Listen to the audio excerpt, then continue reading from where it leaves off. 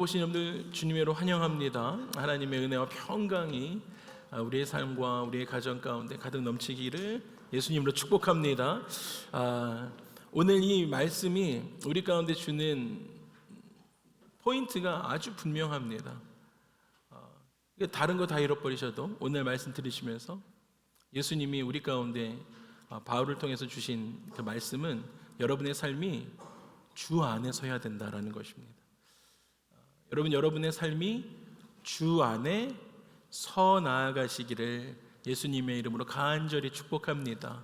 여러분의 가정이, 그러면 여러분의 삶이 어떠한 혼란과 환란과 폭풍우가 와도 여러분의 정체성과 삶이 주 안에 서 있다라고 한다면, 여러분 주 안에 서 있는 상황 가운데 어려움을 맞닥뜨리는 건 괜찮아요.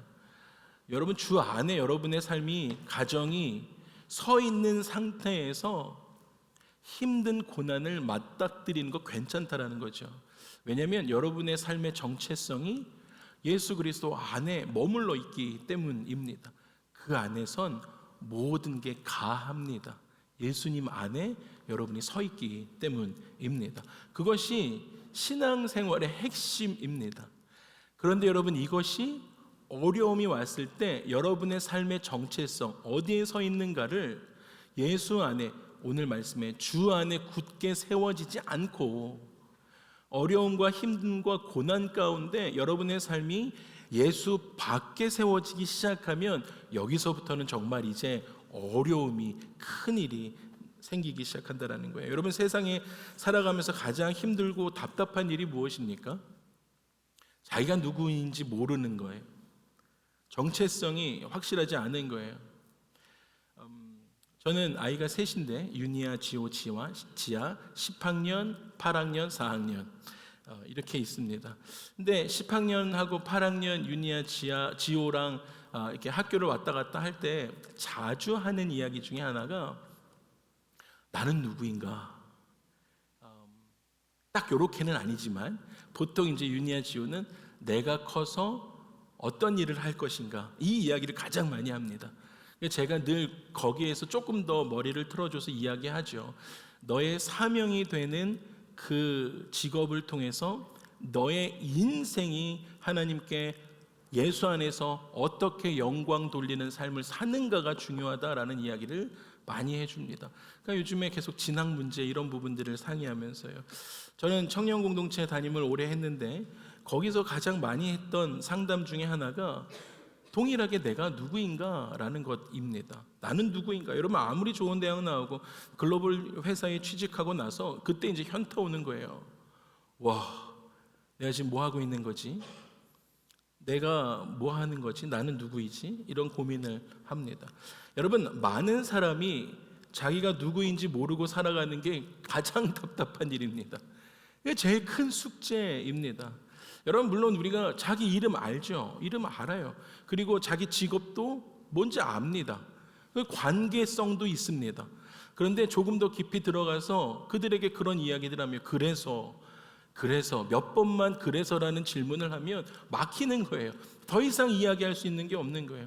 나는 누구인가? 여러분 누구십니까? 여러분 어디서 와서 어디로 가십니까?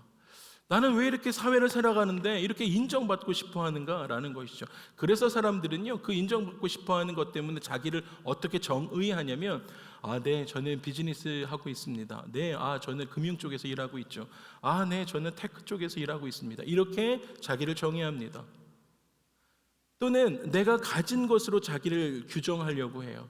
내가 가지고 있는 부를 나타내면서, 또는 내가 맺는 사람들과의 관계로 나를 단정합니다. 여러분들이 맺는 그 관계가 여러분을 규정할 수 있는 것이 아니에요. 그 사람이 이분이요 1년에 몇 조씩 굴리시는 분이에요. 제가 그분하고 친하죠. 여러분, so what? 그 사람이 몇 조씩 굴리는 것과 여러분의 삶에 무슨 상관이 있냐라는 거예요. 관계성으로 여러분들을 정의할 수가 없습니다. 그것이 여러분의 참 모습이 아닌 것이죠. 그러다 보니까 사람들이 불안해하기 시작합니다. 그래서 사람들이 흔들리기 시작합니다. 자기의 일로 자기를 입증하려고 하니까 일을 손에서 놓지 못해요. 여유가 없는 거예요. 관계로 자기를 드러내어 사는 삶을 살아가야 하니까 관계의 분주함이 생기고 벗어나지 못합니다. 자기가 가지고 있는 소유로 자기를 증명하려고 하는 사람은 끝없이 더 가져야 안심이 되어집니다. 그런데 여러분, 복음은 여러분에 대해서 어떻게 이야기하고 있습니까? 복음은 네가 너를 정의해라 라고 이야기하지 않아요. 복음은 우리 가운데 주 안에서 굳건히 서라. 여러분, 여러분의 삶이 주 안에 서는, 우리의 삶이 주 안에 굳건히 서게 되어지는 우리가 되기를 축복합니다. 여러분, 신앙생활은 어떤 종교 활동이 아닌 것이죠. 여러분, 신앙생활은 그 정체성이요, 하늘로부터 내려오지는, 하나님으로부터 우리가 새롭게 입게 되어지는 그 정체성에 눈뜨는 것, 그것이 신앙생활입니다. 그러니까 이 정체성이 옮겨지기 전의 삶과 하늘로부터 내려오지는 하나님의 그 새로운 정체성에 눈을 뜨기 시작하니까 그 다음부터는 삶의 정체성이 바뀌어 있기 때문에 이 이전에 걸어왔던 그 길과 전혀 다른 삶을 걸어가기 시작하는 것, 그것이 신앙생활이 되어진다라는 것입니다. 오, 나의 삶이 주 안에 굳건히 선 삶이 되어지는구나. 이게 나의 삶의, 우리의 삶의, 우리의 가정의 정체성이 되어지는 것입니다. 여러분, 바울은 오늘 본문에서 계속 같은 방향으로 우리를 이끌어갑니다. 1절을 읽을 때도, 2절을 읽을 때도, 3절을 읽을 때도요. 1절에 우리 가운데 뭐라 그러냐면 주 안에 서라. 2절에도 주 안에서 같은 마음을 품어라. 4절에 보니까 주 안에서 항상 기뻐하십시오. 7절에 가서 보니까 예수 안에서 마음과 생각을 지키십시오. 여러분, 이것이 우리의 정체성입니다. 여러분, 바울에게 있어서의 신앙의 정체성은 내가 예수님에 대해서 무엇을 아는가, 물론 이것도 중요하죠. 그런데 예수님에 대해서 아는 것 멈추는 것이 아니라 더 나아가서 내가 그리스도 안에 살아가는 사람인가, 내가 그리스도와 함께 실제하는 삶을 살고 있는가, 그것이었습니다. 여러분, 예수 그리스도를 그냥 지난 어떤 역사책 속에 나오는 인물로만 아는 것과 오늘 지금 현실에서 여러분의 삶에서 오늘 이 아침에 나오는 그 순간 가운데서도요, 여러분 예수님과 대화하면서 내 삶을 붙들고 계시는 주님으로 아는가, 여러분, 이것은 전혀 다른 차원의 수준의 신앙생활에 문제가 되어진다는 것입니다. 여러분, 예수님과 친밀한 삶을 살고 계십니까? 여러분, 예수님 멀리 계신 분이 아니신 것이죠. 예수님은 계속해서 우리 가운데 말씀하시는 것은 무엇이냐면 네가 내 안에 거하고 내가 너의 안에 거하는 관계를 원한다 말씀하십니다. 그래서 요한복음 15장에 이렇게 말씀하셨던 거예요. 내 안에 거하라, 나도 너희 안에 거하리라. 나는 포도나무여 너희는 가지라. 그가 내 안에, 내가 그 안에 거하면 사람이 열매를 많이 맺게 되어진다. 여러분, 우리의 정체성을 이야기할 때 나의 포도나무 되신 그 예수 그리스도의 내 정체성은 가지입니다 라고 이야기할 수 있는 인생이 돼야 한다라는 것이에요. 여러분, 그렇게 되면 그냥 거기서 머무는 것이 아니라 내가 주 안에 거하는 삶이 내 정체성이 되는 것뿐만 아니라 더 나아가서 열매를 많이 맺게 되어지는 삶이 되어진다라고 이야기합니다. 여러분, 예전에 그 미국의 철강 왕이었던 앤드류 카네기가 이런 이야기를 한 적이 있습니다.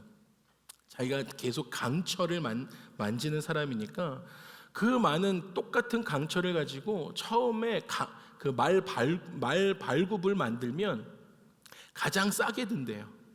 근데 같은 강철인데 그것을 바늘로 만들면 이게 정교함 때문인지 모르겠는데 강철은 여기가 훨씬 더 많이 들어갔잖아요. 근데 그 샤프니하게 만드는 그 기술 때문인지 바늘을 만들면 밸류가 훨씬 더 많이 올라간다고 해요.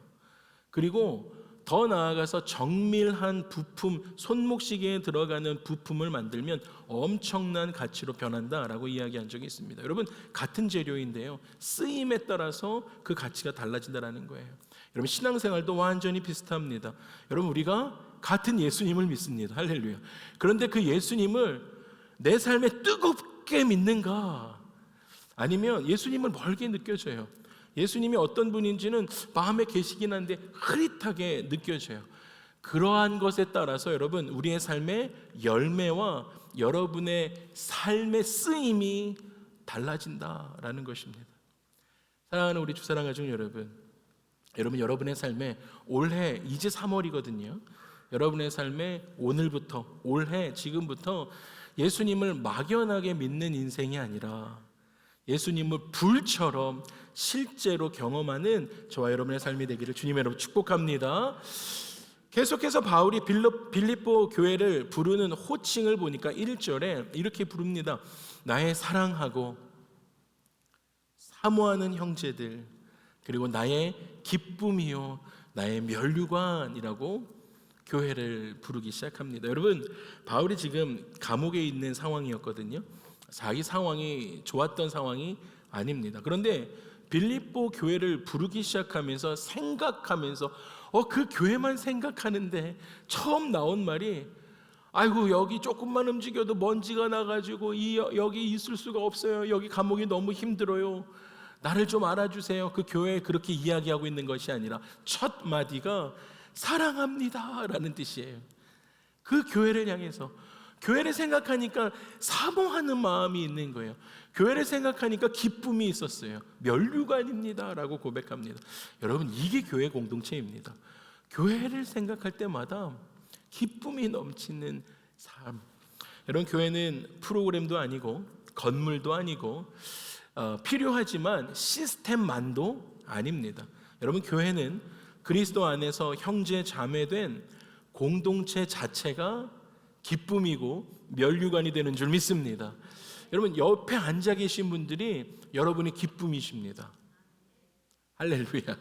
여러분의 옆에 앉아 계신 분들이 여러분의 면류관이세요. 한번 얼굴을 한번 쳐다보세요. 여러분의 기쁨이십니까? 쑥스러워 죽겠죠. 자꾸 쳐다보라 그러는 거. 그래도 여러분 이거 계속 훈련하셔야 돼요. 교회 공동체니까 바라보시고 내 기쁨이고 내 면류관이신데 여러분 자꾸 보셔야죠. 네, 맞아요. 우리의 사랑이셔요. 여러분, 주일 예배가 끝나고 집에 가면 사모랑 저랑 그 이야기 대화하는 거의 90% 이상이 이제 공동체 안에 있었던 일들을 쉐어하는 공동체 나눔을 합니다. 앉아서 공동체 나눔을 합시다 뭐 이렇게 하는 건 아니지만 보편적으로 그렇게 나눔을 해요. 그 집사님 안 오셨네 하면 저희가 못 들은 이야기들을 사모님이 듣고 이런 일이 있으셨대요 이야기해 주시고, 아이고 권사님 건강 괜찮으신가 그러면 제가 또 이렇게 됐대. 그리고 부모님들 입원하셨던데 이렇게는 부모님들 수술 경과가 좋으시대요. 뭐 이제 이런 이야기들을 나눈 거죠. 근데 그러한 이야기들을 나눌 때마다 마음에 기쁨이 있는 거예요. 공동체 안에 그러한 한 주간 동안 기도했던 그 기도 제목들이 주일날 업데이트가 되고, 그리고 사모님과 저와 같이 그 이야기들이 정리가 되면서 그 기도했던 것들이 하나님이 이렇게 이루셨구나, 이런 좋은 일들이 있었구나, 그런 이야기들을 할 때마다 교회가 너무 기쁜 거예요. 교회가 사랑스럽고. 여러분들 빠지시면 제가 다 어디 갔는지 궁금해하고 제가 다 쳐다보고 있습니다. 여러분, 제가 엄청 궁금해하는 사람이에요. 어디 가셨지 하면서. 그게 사모하는 마음이 있으니까, 교회 공동체를 향한 사모하는 마음이 있으니까 바울이 그랬습니다. 그 사모하는 마음을 가지고 그 기쁨을 가지고 그들을 그렇게 부르기 시작했습니다. 자기의 형편과 상관없이 교회가 그에게 사랑, 면류관이었습니다. 그런데 그렇게 교회에 대해서 좋은 이야기들을, 아름다운 말을 하다가 갑자기 실명을 거론하기 시작합니다. 유오디아와 순두계입니다. 우리 빌립보서 4장 2절과 3절도 우리 한번 같이 읽고 싶습니다. 여러분의 목소리로 빌립보서 4장 2절에서 3절까지의 말씀입니다. 함께 합니다. 내가 유오디아를 권하고 순두계를 권하노니 주 안에서 같은 마음을 품으라. 또 참으로 나와 멍에를 같이한 내게 구하노니 복음에 나와 함께 힘쓰던 저 여인들을 돕고 또한 클레멘드와 그 외에 나의 동역자들을 도우라. 그 이름들이 생명책에 있느니라. 아멘. 여러분 지금 이 실명 두 명이 나오는 이 상황이 그렇게 가벼운 상황은 아니었습니다. 그런데 그 두 사람들에게 지금 권면하는 이야기가 이거예요. 너희들 주 안에서 두 마음을 품어라. 이 이야기는 뭐예요? 지금 그 두 여인이 한 마음이 되고 있지 않다라는 거예요. 그러면서 내가 맞다, 내가 맞다, 아니다, 내가 맞다, 내가 옳다. 지금 이 두 여인이 싸우고 있다라는 거예요. 같은 마음이 없어요. 여러분 이 말 무슨 말입니까? 그 빌립보 교회 안에 신앙이 좋은 사람들이 많이 있었음에도 불구하고 여러분 믿음 좋은 사람들도 갈등을 피할 수 없다라는 뜻입니다. 그런데 여기서 중요한 것은 바울의 태도입니다. 그렇게 공동체 안에서 교회가 성장해가고 그렇게 아름다운 교회가 하나님 앞에서 쓰임받고 칭찬받고 있음에도 불구하고 그 안에서 그 두 여인이 아니 당신 왜 이러십니까? 아니 내 말이 맞다니까. 아니 이런 사람을 처음 봤네 이러면서 둘이 싸우고 있을 때 바울의 태도는 그 두 사람을 정죄하지 않았다라는 것이에요. 여러분 교회 안에서 누구와 누구를 정죄할 수가 없어요. 정죄하지 않았어요. 바울은 이들을 복음에 함께 힘쓴 동역자들입니다 라고 소개하면서 그들이 생명책에 이름이 있는 사람들입니다 라고 말합니다. 그러니까 바울은 얼마든지 공동체 안에서 갈등이 일어날 수 있습니다.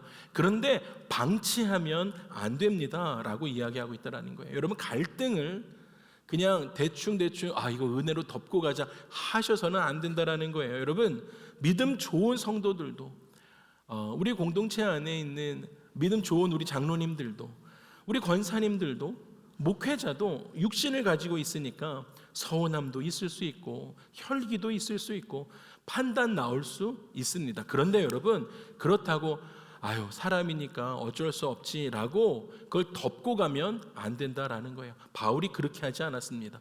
바울이 어떻게 했습니까? 이름까지 거론해요. 실명까지 거론하면서 주 안에서 같은 마음 품으십시오라고 이야기하고 있다라는 것입니다. 여러분 왜 그랬습니까? 여러분 교회 안에 분열이 시작되잖아요. 교회 안에 다툼이 있잖아요. 그러면 그것이 복음을 가리는 일이 되기 때문입니다. 여러분 다투기 시작하고 싸우기 시작하고 교회 안에 분열이 일어나기 시작하면 복음을 가리기 시작합니다. 여러분 절대로 갈등을 가볍게 여기지 마십시오. 가정 안에서도 그래요. 가정 안에서도 갈등을 가볍게 여기시면 이게 깊은 상처로 교회 안에서도 그렇고 여러분 다 갈등에는 이유가 있습니다. 억울한 일이 있을 수도 있으세요. 그 갈등에 어떤 오해가 있을 수도 있습니다. 여러분 그 갈등의 원인은 실제로 내가 잘못한 것 때문에 시작될 수도 있습니다. 그런데 여러분 세상 사람들은요, 예수 안 믿는 사람들은요, 교회의 분열을 보면서 누가 맞는 얘기를 하는지 누가 틀린 말을 하는지 그렇게 생각하지 않습니다. 뭐만 보입니까? 이렇게 이야기해요. 야, 저 사람들 예수 믿는다고 하면서 왜 저러냐, 교회가 왜 저러냐 라는 것만 남게 되어진다라는 것입니다. 그것을 통해서 하나님의 영광을 가리고 그리고 그것을 통해서 전도의 장애물이 생기기 시작합니다. 여러분 지금 한국에요, 그 지난주에 발표된 리서치 보니까 한국 교회를 신뢰하십니까가 19%, 한국 교회를 신뢰하지 않습니까가 79%. 심각한 일이죠. 여러분 이전에는 이게 반대였어요. 불과 10여 년 전만 해도 그 결과가 반대였다라는 것이죠. 교회를 신뢰하십니까? 70%가 넘었었습니다. 근데 불과 10여 년 만에 이게 완전히 역전되었습니다. 여러분 교회가 잘못하고 또 예수 믿는 우리가 잘못하는 것도 있지만 사단이 계속 교회에 대한 신뢰를 세상 가운데 하지 못하도록 약점을 계속 드러내면서 그런 어려움들이 있었다라는 것입니다. 여러분 예수 믿기 때문에 우리는 그 사람에 대해서 그리스도의 마음을 품고 바라볼 수 있어야 합니다. 그래서 바울이 이렇게 이야기했던 거예요. 누가 옳은 말을 했는지 누가 틀린 말을 했는지 그것을 이야기하는 것이 아니라 먼저 주 안에 같은 마음을 품으라 라고 이야기했던 것입니다. 여러분 교회 공동체는 같은 마음을 품어야 됩니다. 여러분 그 같은 마음의 비밀이 무엇입니까? 지금까지 교회가요 같은 마음이 없으니까요. 그리스도 안에서의 그 같은 마음이 없으니까요, 그렇게 문제가 일어나고 서로 손가락질하면서 세상도 교회를 신임하지 못하는 그러한 오늘날까지 왔다라는 거예요. 그렇다면 여러분, 도대체 그 그리스도의 같은 마음이 무엇이냐라는 거예요. 우리 가운데 그 마음이 있는가 하는 것입니다. 여러분, 같은 마음의 비밀은 내 마음이 아니라 그리스도의 마음입니다. 여러분, 같은 마음의 비밀은 내 마음대로 하는 것이 아니라 그리스도의 마음이. 한번 따라해 주세요. 같은 마음은 내 마음이 아니라 그리스도의 마음이다. 그러니까 집사님도 그리스도의 마음 갖고 계시고 저도 그리스도의 마음을 갖고 있어야 하는 거예요. 집사님이 내 마음 갖고 있고 나도 내 마음 갖고 있으면 우리는 안 싸울래야 안 싸울 수가 없어요. 부딪힐 수밖에 없죠. 둘 중에 한 명이라도 그리스도의 마음, 같은 마음이 뭐라고요? 그리스도의 마음. 그리스도의 마음 갖고 계시면, 나도 그리스도의 마음 갖고 계시면 우리는 싸울 수 없습니다. 빌립보서 2장에서 그 그리스도의 마음에 대해서 말씀하십니다. 빌립보서 2장 5절에서 11절까지 자막이 준비되어져 있는데 우리는 2장에서 5절에서 11절까지만, 8절까지만 한번 읽어보도록 하겠습니다. 빌립보서 2장 5절에서 8절까지입니다. 함께합니다. 너희 안에 이 마음을 품으라. 곧 그리스도 예수의 마음이니 그는 근본 하나님의 본체시나 하나님과 동등됨을 취할 것으로 여기지 아니하시고 오히려 자기를 비워 종의 형체를 가지사 사람들과 같이 되셨고 사람의 모양으로 나타나사 자기를 낮추시고 죽기까지 복종하셨으니 곧 십자가의 죽으심이라. 여기까지 읽겠습니다. 여러분, 공동체 안에서 같은 마음은 내 마음을 관철하려는 것이 아니라 그리스도의 마음으로 내 마음을 다스리는 것, 그것입니다. 여러분, 주님의 마음 어떤 마음이었어요? 오늘 우리가 읽었잖아요. 여러분, 그리스도의 마음은 자기의 마음을 비우는 것, 내 마음을 비우는 거예요. 낮아지는 마음입니다. 예수님처럼. 여러분, 섬기는 마음입니다. 그게 그리스도의 마음입니다. 여러분의 마음 가운데 그 마음이 있으십니까? 예수님처럼 그리스도의 마음은 끝까지 순종하는 마음입니다. 여러분, 그래서요, 공동체 안에서 혹 부닥치는 일이 생겼을 때 그 이유를 가만히 들여다보면 열심이 없어서가 아니에요. 다 열심히 하세요. 그런데 그 열심에 내 마음이 섞여 있기 때문에 부닥치는 거예요. 저 사람 왜 저래? 판단하기 시작하는 거죠. 여러분, 그 열심에 누구의 마음이 있어야 된다고요? 그리스도의 마음. 내 마음을 비우고 낮아지는 마음이 있어야 되는데, 섬기는 마음이 있어야 되는데, 그 열심에 내 마음이 들어가니까 저 사람이 계속 보이기 시작하는 거예요. 내가 맞다. 내 방식이 맞다. 왜 내 말대로 안 하지? 이해할 수가 없네를 그 사람도 하고 이 사람도 하는 거예요. 둘 다 그리스도의 마음이 없으면 서로 이해할 수가 없네, 이렇게 이야기하기 시작합니다. 여러분, 그 순간 그러면 여러분의 삶에는 주의 일을 하다가도 하나님의 마음을, 예수 그리스도의 마음을 놓칠 수가 있습니다. 멈추셔서 내 안에 그리스도의 마음이 있는지 점검하셔야 합니다.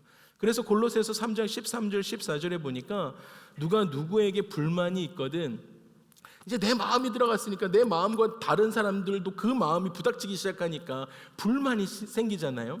그러니까 골로새서에서는 이렇게 이야기해요. 누가 누구에게 불만이 있거든 서로 용납하여 피차 용서하되 이 모든 것 위에 무엇을 더하라고요? 사랑을 더하라. 여러분, 이 사랑을 더하는 것이 그리스도의 마음을 더하라라는 뜻입니다. 그리스도의 마음으로 서로 사랑을 더하기 시작하면 온전하게 매는 띠가 되어진다라고 말씀하세요.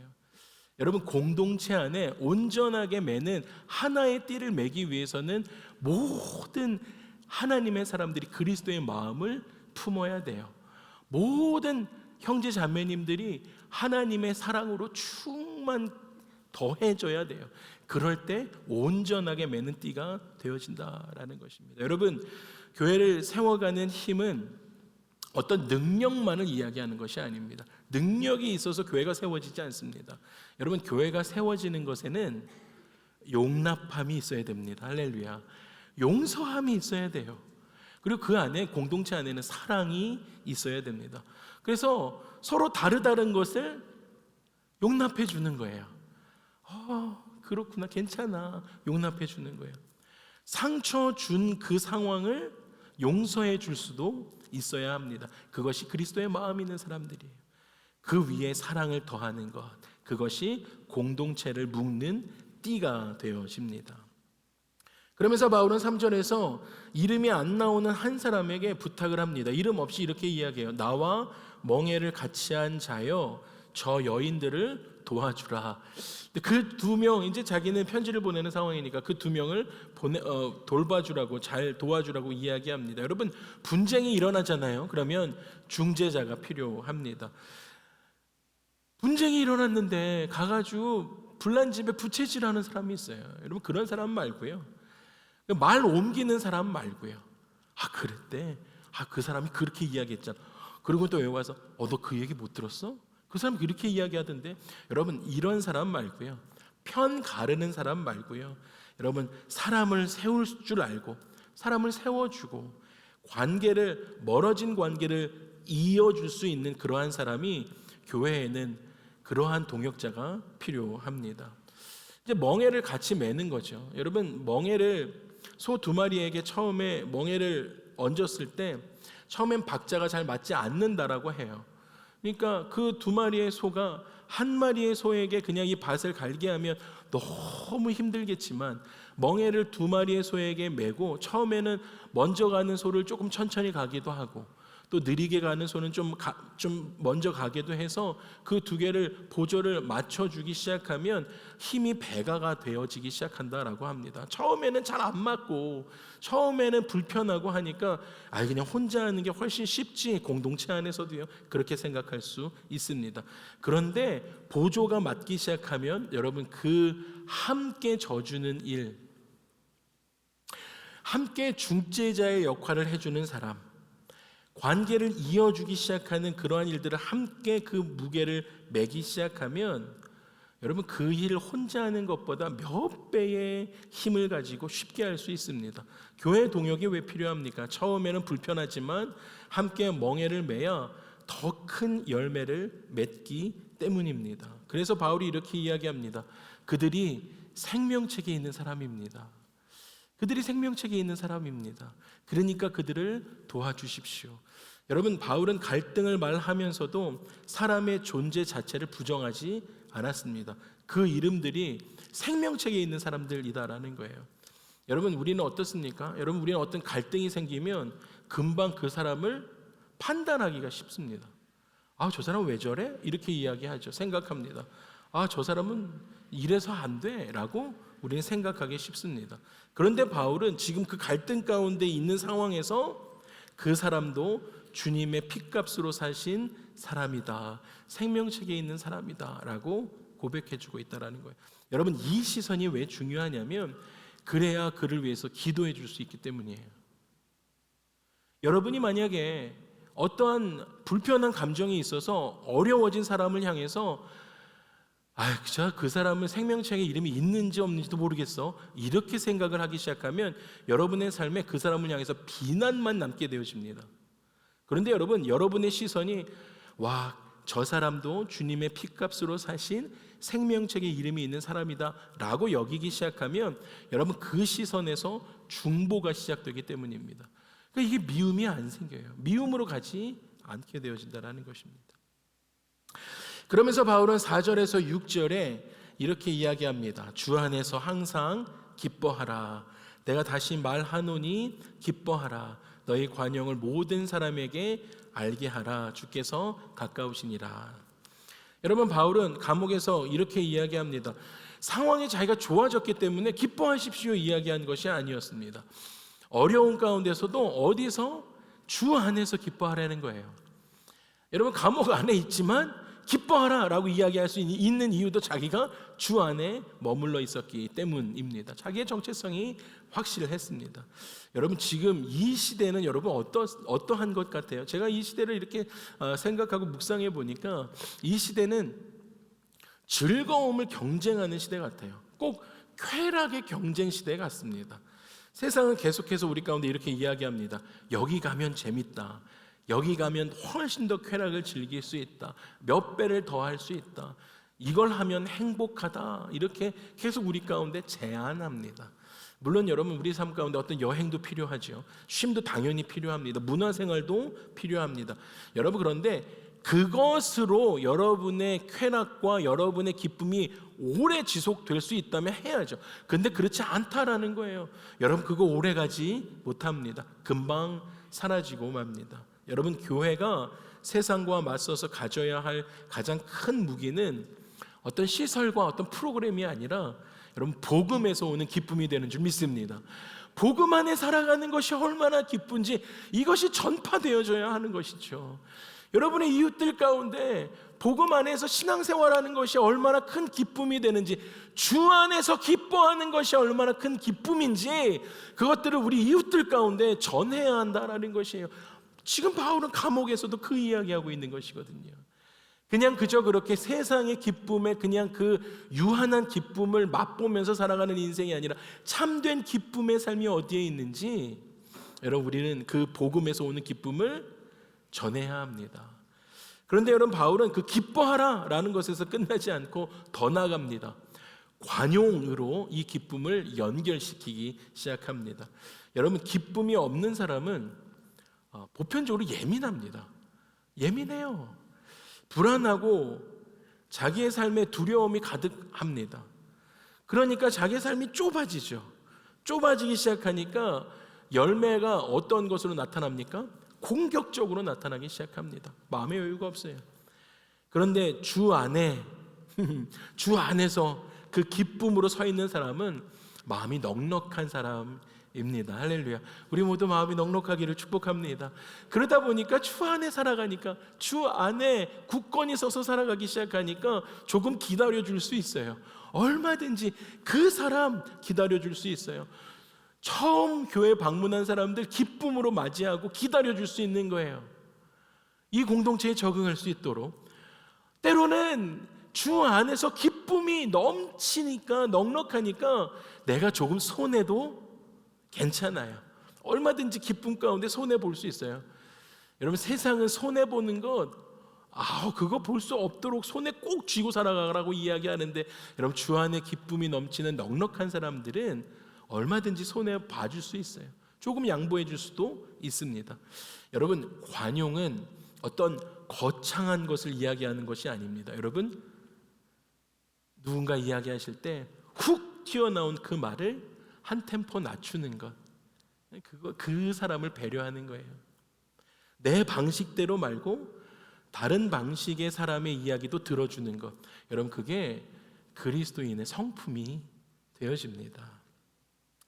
오늘 본문 6절에서 7절 한 번 더 같이 읽겠습니다. 빌립보서 4장 6절에서 7절입니다. 함께 하겠습니다.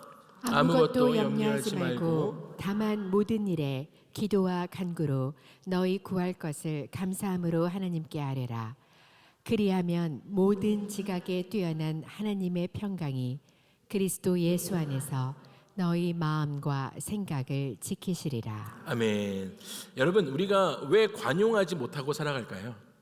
왜 자꾸 예민해질까 하는 거예요? 여러분, 왜 자꾸 말이 이렇게 날카로워질까 하는 것입니다.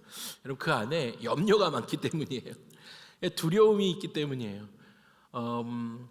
여유가 없으니까, 불안이 많으니까 다른 사람을 기다려줄 힘이 없어요. 그 사람의 이야기를 들어줄 힘이 없습니다. 그래서 바울은 공동체가 건강하게 세워지기 위해서는 염려를 멈추고 기도하십시오라고 이야기하는 것입니다. 여러분 꼭 기억하십시오. 염려와 기도가 같이 갈 수가 없습니다. 제가 이것을 경험했어요. 작년 11월 8일 날 우리가 처음 이 드림센터 이전을 위해서 기도하기 시작했는데 몇 군데 이제 프로포절도 넣고 했었습니다. 근데 이게 될 듯 안 됩니다. 어떤 곳은 마지막 컨트랙 사인만 남겨놓고도 마지막에 그것이 틀어지면서 또 안 됐습니다. 근데 그때까지 제가 정말 기도만 했거든요. 그런데 그런 여러 가지가 몇 번이 다가오니까 이제 교회를 담당하고 있는 입장에서는 이제 염려가 생기는 거예요. 근데 걱정이 생기기 시작했습니다.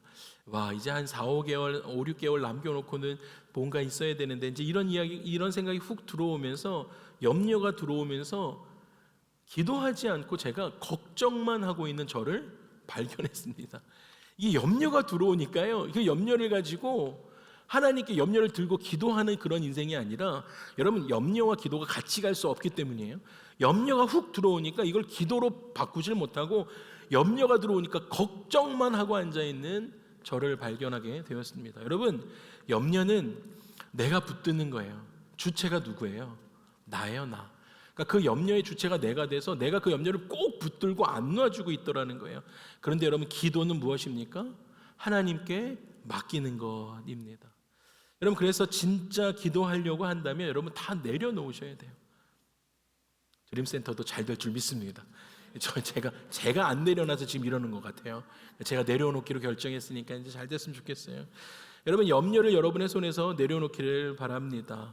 베드로전서 5장 7절, 시편 55편에서 이 두 구절에서 그 염려에 대해서 이렇게 이야기해요. 너희 염려를 다 주께 맡기라. 이는 그가 너희를 돌보심이라. 여러분, 내가 너희를 돌볼 테니까 그것을 다 버려라 라고 하지 않았어요. 먼저 우리가 선행되어져야 되는 건 무엇입니까? 주님께 맡기는 것. 시편에서도 내 짐을 여호와께 맡기라. 그가 너를 붙드실 것이다. 여러분, 내가 너를 붙들 테니까 너 그 짐 좀 놔, 이렇게 하지 않으세요? 여러분, 염려와 기도가 같이 가지 못하는 이유입니다.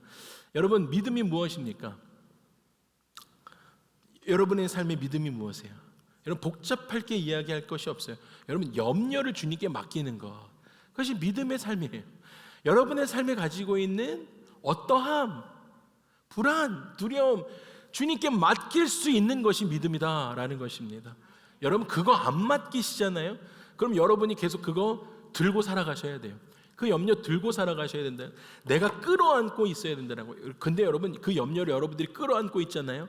그럼 그 열매가 무엇으로 나타납니까? 몸이 아파요. 두통이 끊이지 않는 거예요. 그 염려의 염려를 계속해 보세요. 그 두통이 가시지 않습니다. 제가 한번 말씀드린 적 있죠. 여러분, 비행기 탈 때 인천에서 LAX 오실 때 여러분들 짐을 카운터 가서 아시아나 가가지고 맡기시잖아요. 그거 맡겨놓고 여러분 비행기 안에서 미국 오는 그 11시간 동안 그 붙인 짐이 잘 올까? 그 붙인 짐이 비행기에 잘 실렸을까? 이렇게 11시간 동안 염려하고 오신 분들 계세요? 안 계시죠? 여러분, 만약에 11시간 동안 그 염려를 끌어안고 계셨다라고 한다면 비행기에서 내리실 때 몸 성한 곳 하나 없이 내리실 거예요. 너무 몸이 아파서 견디지 못하고 내리실 것입니다. 여러분, 염려를 끌어안고 살아가는 것이 그러한 것입니다. 여러분, 하나님께 모든 것 맡기시기를 축복합니다. 오늘 그 말씀하시는 거예요. 그러면 그가 붙드신다라고 말씀해 주고 계십니다. 여러분, 그가 붙들기 시작하면 여러분, 우리의 중심이 요동치지 않습니다. 왜냐하면 여러분, 우리의 중심이 어디에 지금 뿌리를 하고 있습니까? 주 안에 굳건히 서 있기 때문에 흔들리지 않습니다. 말씀을 마무리하겠습니다. 여러분, 주 안에 굳게 서라, 이 말은 예수님 잘 믿으십시오라고 하는 거예요. 좌우에 계신 분들에게 이렇게 고백해 주세요. 예수 잘 믿으십시오라고. 예수님 잘 믿으십시오. 예수님 잘 믿으십시오. 여러분, 정말 중요한 거예요. 여러분, 예수님 잘 믿으시려면 막연하게 살아가시면 안 된다. 그냥 성경책에 나왔던 인물로만 그치시면, 지금 현재 여러분 실제 하고 있는가? 여러분의 삶에 그냥 관념으로 하는 것이 아니라, 말로만 그렇게 하는 것이 아니라 여러분의 삶에 그것들을 맡김으로 주 안에 굳게 서야 합니다. 여러분의 삶의 정체성을 바꾸셔야 됩니다. 여러분의 정체성이 어떤 일로 대변되지 않으셨으면 좋겠어요. 어떤 직업으로 대변되지 않으셔야 된다는 거예요. 관계로 증명되지 않아야 된다는 거예요. 그리스도 안에서 하나님의 자녀된 정체성을 받으시기를 축복합니다. 여러분, 그러면서 여러분의 삶의 공동체 안에 갈등이 일어났을 때 여러분, 그것 가볍게 여기지 마십시오. 누가 더 맞았는지, 누가 더 틀렸는지, 그것보다 오늘 성경이 말씀해 주시는 것처럼 주 안에서 내가 같은 마음을 품고 있는지 여러분 살피시는 거예요. 같은 마음은 뭐라고요? 그리스도의 마음입니다. 여러분 그러면서 그렇게 살아가기 시작할 때 여러분의 삶의 그 염려를 기도로 바꾸시기를 축복합니다. 여러분 정직하게 아뢰는 거예요. 제가 금요일날 기도했던 것처럼 하나님 제가 염려했습니다. 용서하소서. 정직하게 감사함으로 여러분 끝까지 맡기는 것. 그러면서 여러분의 마음을 예수님으로 가득 채우시기를 축복합니다. 여러분 그러면 여러분의 삶이 참되고 경건하고 옳고 정결한 삶으로 주님께서 이끌어갈 것입니다. 여러분 염려와는 작별하시고, 여러분 염려와 작별하시는데 완전히 그냥 끊어내셔야 되는데 결단이 필요하신데 그 염려에 대해서 내가 오늘은 끊지만 내일 다시 만나자 라고 하시면 안 돼요. 인사를 잘 하셔야 돼요. 그냥 영원히 바이, 염려를 완전히 끊어내시고